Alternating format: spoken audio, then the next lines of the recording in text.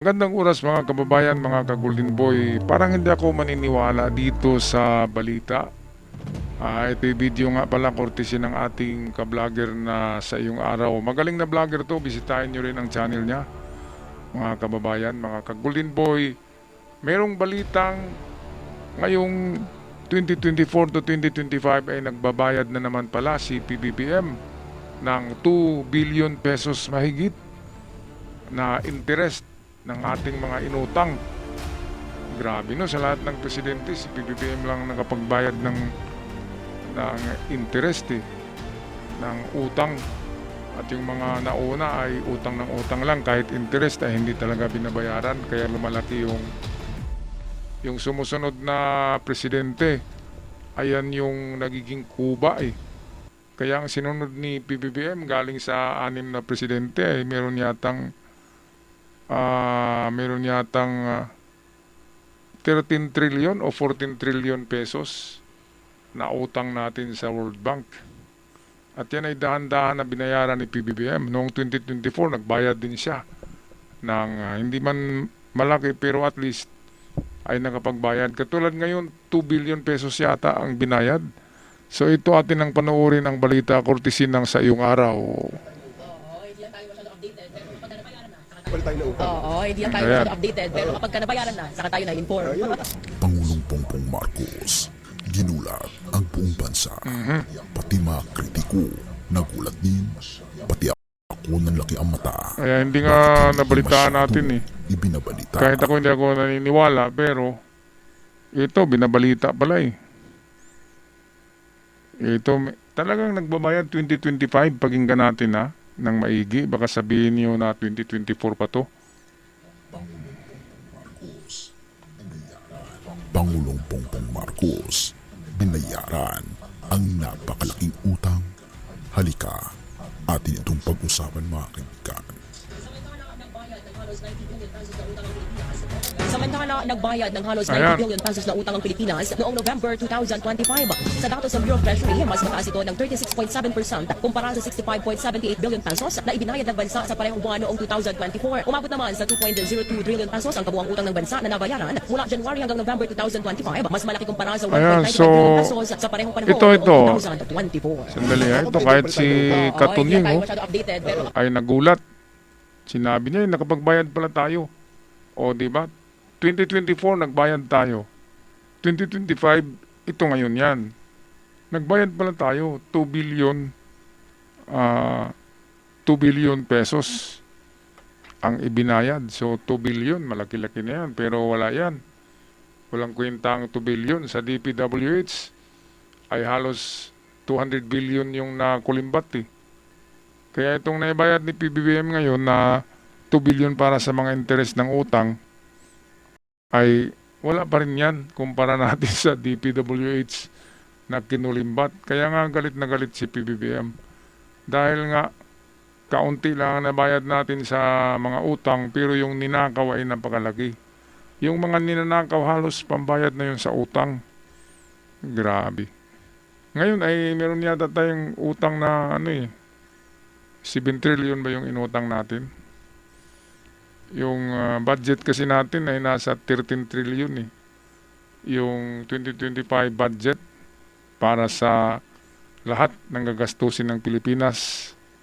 13 trillion yata. Hindi ako sure. Ang inutang natin ay nasa 7 trillion. Kasi meron naman tayong pondo. Kaya kung meron tayong 13 trillion na budget, hindi ibig sabihin na utang lahat yon. Siguro kalahati nun ay inutang. Pero ang kalahati ay pundo yan ng Pilipinas. So ito, balik tayo sa kinakatunying. pagka nabayaran na, saka tayo na-inform. Hindi, alam nyo, so ang binabanggit mo, nung November 2025, ang binayaran nating utang ay Halos 90 billion. 90 billion pesos. At yung kabuuan ng... Trillion pala. Sorry. 2.02 Kaya trillion nga sabi pesos. ko, bakit 2 billion lang? 2 trillion, mali yung tingin ko sa malabo kasi mata ko eh. So 2 trillion ang binayad ni PBBM ngayong taon. Nung nakaraang November 25 daw yan, 2025. Hindi ngayong taon noong November 25. At noong 2024 ay ganun din. Sa parehong buwan din yata ang pagbayad ni PBBM. So, dalawang beses na nagbayad pero hindi ibig sabihin na binayaran lahat ng utang. Paunti-unti lang yan pero at least si PBBM lang talaga sa lahat ng presidente ang nagbabayad ng utang. Kahit patingi-tingi, at least bawat taon ay nagbabayad. Hindi katulad sa iba na pinapatubo lang ang utang. Okay, kaya kahit si Katunying na number 1 na ano ni PBBM na nag-criticize ngayon ay naniniwala na kay PBBM dahil dito magaling eh. O balik tayo sa video. 2025. Oo, ang nabayaran. Ang nabayaran natin. Oo. Isipin nyo, ang budget natin noong last year ay magkano? 6.320 plus o So trillion. lumilitaw na more than 30% o mga humigit kumulang 30% ng budget natin. Pambayad tayo ng utang. Napunta doon. Oo. Pero ang importante, At least nababayaran. pambayad tayo ng utang. May uli tayo umutang. Tama, Ito tama. ang balitang tila pilit na itinatago sa mainstream media. Pero ang katotohanan ay lumalabas na ngayon. PBBM, ginulat ang buong bansa sa gitna ng ingay ng politika, tahimik na binabayaran ng administrasyon ni Pangulong Marcos ang ating mga utang sa parang hindi natin inaasahan. 2 trilyong pisong utang binayaran. Akala ng marami ay lulubog ang Pilipinas sa utang sa ilalim ni President Bongbong Marcos, pero nanlaki ang mata ng mga eksperto at gayon din ng mga kritiko nang lumabas ang ulat na umabot na sa 2.024 trilyong piso ang naibayad ng gobyerno hanggang nitong Nobyembre 2025. Okay, so dalawang Nalabasan beses na ito talaga ang nagbayad. kabuang bayad noong So, 2024. 2024 ay hindi 1 point something lang yata ang naibayad, 1 trillion mahigit. Ngayon ay 2 trillion mahigit pala ang naibayad ni PBBM. Kaya akala natin na naku, utang na naman, patay na tayo niyan. Nakapagbayad pa na ng kahit paano ay kukunti, di ba? Merong nabayaran pa yung interest at nakapag-down pa konti doon sa principal na utang. 2 trillion mahigit eh. Akala ko kanina billion. Mahirap bilangin yung maraming zero, di ba? Alam natin, milyon lang eh. Kapag 6 na zero, milyon. I-billion na pala yun eh. Trillion. Ako, trillion na pala. Grabe, million, billion, trillion. Hirap magbilang niyan eh. Sa totoo lang, kapag hawak mo yung... Ay, hindi pa ako nakahawak ng 1 billion ha. Million lang. 1 billion hindi pa. Lalo na kapag trillion, ako, hindi natin kaya bilangin yan. Pero ang mga magnanakaw, yung mali-malita, tinitimbang lang daw yan eh. Hindi na yan binibilang sa counting machine. Tinitimbang lang daw yan. Timbangin yung buong bundle at malalaman na nila by calculation kung magkano yung isang bundle na pera. Grabe no? Grabe talaga itong mga magnanakaw. Okay, tapusin na natin ang balita.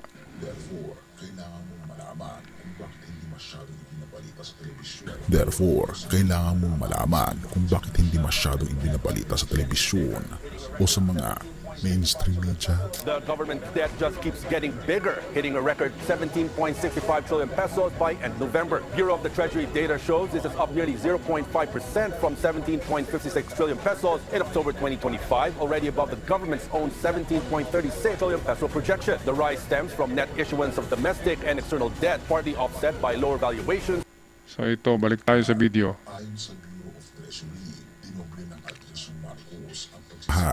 Ayon sa Bureau of Treasury, dinoble ng Administrasyong Marcos ang pagsisikap na bayaran ang mga interest sa loob at labas ng bansa.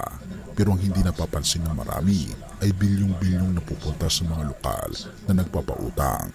Ang interest pa lang na naibayad ay umabot na sa 800.5 bilyong piso, mas mataas ng 13.5% sa nakaraang taon. Therefore, malinaw na seryoso ang gobyerno na linisin Okay, ang ating so obligasyon ano lang pala, ang bago interest pala matapos ng ang lahat ng termino utang ni natin Pangulong ay Bongbong 800 Marcos. billion. Hindi umabot ng 1 trillion. So ibig sabihin, dahil 2 trillion ang naibayad ni PBBM, ay nabayaran din yung portion ng principal na utang. Yun yung maganda kasi hindi lang pala interest ang nabayaran ni PBBM, kundi kaunti doon sa principal na utang. So ayan, doon sa basher ni PBBM, o anong masabi nyo, di ba? Magbabas pa rin ba kayo? Ay siyempre magbabas pa rin kayo kasi yan ang gawain nyo eh. Pero dapat makita nyo to na talagang ginagawa ni PBBM ang dapat gawin para sa susunod na presidente na susunod sa kanya ay hindi makukuba. Hindi makukuba. Ikita naman natin si PBBM nakukuba na eh. Dahil sa ang dami-daming utang eh.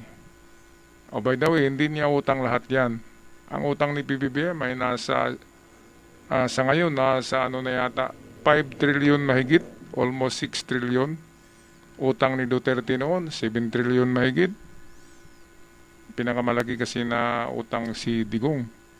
Ngayon, malaki ang utang ng Pilipinas dahil sa Armed Forces Modernization. Ang mahal-mahal kasi ng mga eroplano eh. Bumili tayo ng 20 yata ka fighter jets na bago kaya talagang magastos. At bumili din tayo ng mga barko. 2 yata kaya napakagastos talaga sa panahon ni PBBM dahil nasa brink tayo ng ng World War. Kaya kailangan maganda at napakagastos ng mga sandata na yan. Okay, tapusin na natin ang balita courtesy ni sa iyong araw.